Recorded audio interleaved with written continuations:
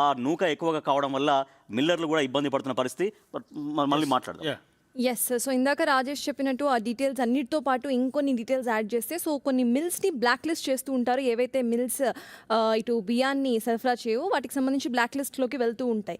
So వాటిని penalties కూడా తీసుకుంటారు. కానీ బ్లాక్ లిస్ట్లో ఒకసారి వెళ్ళిన మిల్స్కి మళ్ళీ పదే పదేళ్ల నుండి ఎందుకు ఆ మిల్స్కే ఇటు సరఫరా చేస్తున్నారు, ఆ మిల్స్ మీద డిపెండ్ అయి ఉన్నారు అనేది ఇంకా తెలియని ప్రశ్న. అయితే ఈరోజు గవర్నమెంట్ రియాక్ట్ అయింది. ఈరోజు విజిలెన్స్ చేస్తున్నారు, చేయట్లేదని చెప్పట్లేదు. గతంలో అసలు అధికారులు ఏం చేశారు అనే క్వశ్చన్తో పాటు, అక్కడ నేతలు ఏం చేశారు అనే క్వశ్చన్తో పాటు ఈ రోజు గవర్నమెంట్ ఎందుకు రియాక్ట్ అయింది? కేవలము టైం లైన్ ఎండ్ అయిపోవడం వల్ల మాత్రమే రియాక్ట్ అయిందా, లేకపోతే రేషన్ బియ్యాన్ని ఇటు సన్న బియ్యానికి మారుస్తున్నారు కాబట్టి ఆ భారం గవర్నమెంట్ మీద పడుతుంది కాబట్టి ఈరోజు రియాక్ట్ అయిందా అనేది కూడా పెద్ద ప్రశ్నగా మారింది. క్వాష్ పిటిషన్స్ను గవర్నమెంట్ ఎట్లాగా టేక్ ఫార్వర్డ్ చేస్తుంది అనేది కూడా ఇప్పుడు చూడాలి. మొత్తం 2388 మిల్లులు ఉన్నాయి. దాంట్లో 4235 కోట్లకు సంబంధించినటువంటి బియ్యాన్ని ఉంది. అందరికీ తెలిసిందే, ఇంతకుముందు కూడా చెప్పారు. యాక్షన్ తీసుకోలేదా? తీసుకున్నారు.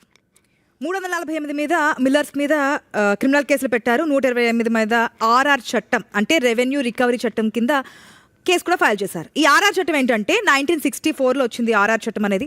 దీనికి సంబంధించి ఇప్పటివరకు ఏదైతే వీళ్ళు చేస్తుంటూ వచ్చారో, ఇన్ని కోట్లకు సంబంధించి బియ్యాన్ని ఇవ్వకుండా జరిగిందో, ఇంతకుముందు రాజేష్ చెప్పారు కదా 67 కేజీ సంబంధించి ఇవ్వాల్సి ఉంటుందని. అది రా రైస్కి బాయిల్ రైస్కి వేరేగా ఉంటుంది. 1 కేజీ బాయిల్ రైస్ అయితే ఎక్కువగా ఇవ్వాల్సి ఉంటుంది. దానికి సంబంధించి లెక్కలు ఆ విధంగా ఉన్నాయి. ఇవ్వకపోతే కనుక ఏం యాక్షన్ తీసుకుంటారు? దీనికి సంబంధించి కూడా ఒకవేళ ఇవ్వకపోతే వారి మీద యాక్షన్ తీసుకునే అవకాశం ఉంటుంది, అధికారం కూడా ఉంటుంది. సర్దార్ చెప్పిన పాయింట్లు ఏంటంటే, ఇన్ని సంవత్సరాలు చేస్తున్నప్పుడు ఎందుకు లేదు? ఒక్కసారి మిల్లర్స్ కనుక మనం ఏదైతే రైతు కేంద్రాల ద్వారా ధాన్యం తీసుకొస్తామో వీళ్ళకి ఇస్తాం, మనకి మళ్ళీ రైస్ ఇవ్వాలి.